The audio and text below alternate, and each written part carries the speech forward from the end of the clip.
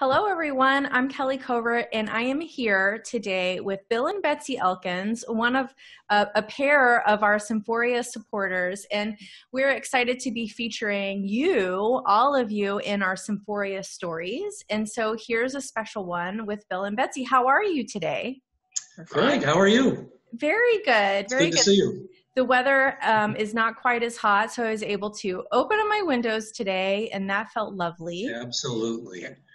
So we love both of you at Symphoria. You're at almost every concert. We love seeing your faces there. Betsy, you've come in and done some, or is it Bill? It's actually Bill has come in and done some sketches of our musicians. During rehearsals. He's the artist. Look behind us here. He's the artist. Amazing. And I know our musicians love it so much when you do that because they get to see, like, it's just such an interesting perspective for us to see. But I wanted to start with asking the two of you to share what you love about Symphoria, why you keep coming back, and why you can't wait to get back in the hall again. Who wants to go first? we like live music, and we like being in the theater, in the auditorium, and hearing it live. We have the classical music station on all the time at home, but it's different to be there and see the musicians Absolutely. And hear it. Mm-hmm. It's that simple. Mm-hmm. What about you, Bill? Yeah, I came from a non-musical family to begin with, and it's a long story, but it was an instrumental music program at my little tiny high school that was actually very superb.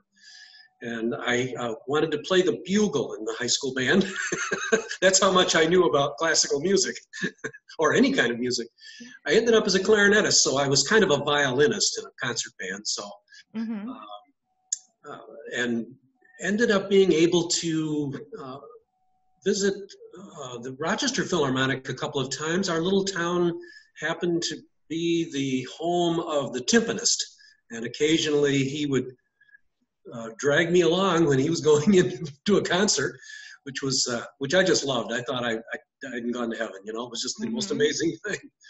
And so when we moved to Syracuse back in 70, whenever that was, 73, we had a friend who occasionally gave us tickets to concerts when she was unable to attend, and we finally subscribed as soon as we were able to. Mm-hmm. You were hooked. I was hooked. Do either of you have any special Symphoria memories? Well, I guess this isn't necessarily in any priority, but I do recall when we used to be invited occasionally to go backstage at the Krauss-Heinz Theater to meet with performers. And I remember Lila Josefowicz was there playing the concerto, I think, of Shostakovich. And I remember meeting her backstage, and I thought I'd met this rock star for sure. She's very beautiful, too. I think she'd just taken a shower, and she was wearing Oh, yeah, her she came out in her jeans, and, Yeah, they get out of those dresses quick. That's right. And I'm not saying that's necessarily the top thing, but they were, it's just one that popped into my head right away. I think the fact that the musicians are so accessible, that we're talking with you and you're a rock star, and we're able to just have a conversation with you folks like you're regular people, like we are, makes it wonderful. It's not you and us, we're together. Well, I'm going to tell you something, a little secret. We are regular people.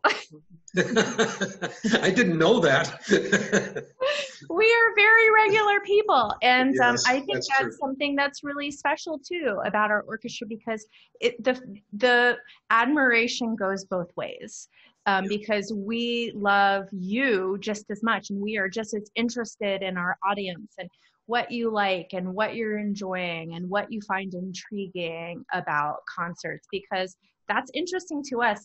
I think as a trained musician, sometimes you know all of the history and you've practiced, and it becomes something, it feels sometimes a little different, not worse or better, but just different. So I always like talking with audience members about what stood out to them for a concert or something like that. So Betsy, you are a big part of our performances at St. Paul's for our That's right. casual I generally wear an apron to the concert and sit in the corner. But I do pay for a ticket. I want to be clear about that. Well, we appreciate both of those things. There's always a lovely post-concert reception there that St. Paul's puts on for us, and there's food and drinks and cookies, and we can all sort of just get together and talk about the concert. Do you have a favorite casual concert in your memory? Oh, geez. I'm not good at remembering one from the other. I should have done a little homework beforehand. Well, you can just say all of them are amazing. They're all wonderful. They're all wonderful. And it's like the casualness of it and the fact that we have a little discussion about it, and we just feel like you've all come into our living room and are entertaining us, and so we're going to feed you before you go home. It's all just very comfortable. I recall the concert when the orchestra was divided, and some were in the back and some were in the front, and that really impressed a lot of people, I think. Yeah, in the middle of the orchestra. That was for our Favorite Things right. concert, That's right.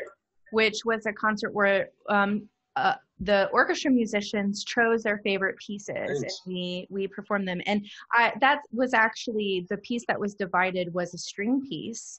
Mm-hmm. And I was standing back in the corner, maybe next to you, Betsy.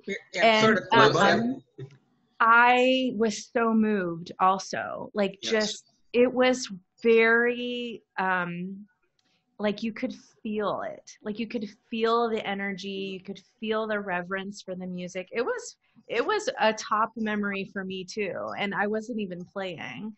And you know, this year for one of our casual concerts at St. Paul's, we're doing Your Favorite Things. So our audience members will get to vote on their favorite pieces and then come and be surprised. I think that we won't reveal what those pieces are until the concert. So that will be really fun. And fingers crossed, I believe that's in January. So fingers crossed we'll be able to have some in-person audience by then. And the good news is, even until we are able to have in-person audience, we are having all of our concerts will be streaming. It's not quite the same as live in terms of being there, but it will be live performances. And, you know, one of the things I'm really looking forward to, Bill, it's like you mentioned, you love sort of having access to the performers. We're hoping to do some special interviews with our guest artists that will be for our subscribers and for our ticket holders. So not everybody will have access to that. So that's a good reason to get your streaming subscription or buy your tickets to those concerts that you're especially interested in. So if you could say anything to someone who didn't know about Symphoria, what would you tell them? It's live, it's real, and it's very accessible. It's right down the street. We live in downtown Syracuse, and we love being able to walk down the street and when we can and come to a concert. Mm-hmm. We have brought some friends with us, and we're looking forward to doing that again. Oh, and we always take that extra little coupon and introduce someone else to it and suggest that they give it a try. Wonderful. And that coupon that Betsy is referring to, when you're a subscriber, you receive a Bring a Friend coupon that you can give to someone, encourage them to come. And so that's always a great way to introduce new people to Symphoria and to what we're doing. And I know that you are brave souls, and I've seen you walking to concerts even in the very, bleak winter with snow all over the ground. So we so appreciate your dedication and your willingness to stick it out with us in this hard time, and know and trust that we will be back in the hall and we will be having concerts for everyone in person as soon as we possibly can. Well, we're looking forward to that. Thank you for all you're doing. Well, of course, and we can't wait to see you. Okay. Face to face. Really face to face. Face to face, exactly. All right. Thank you, Kelly, and thank the orchestra.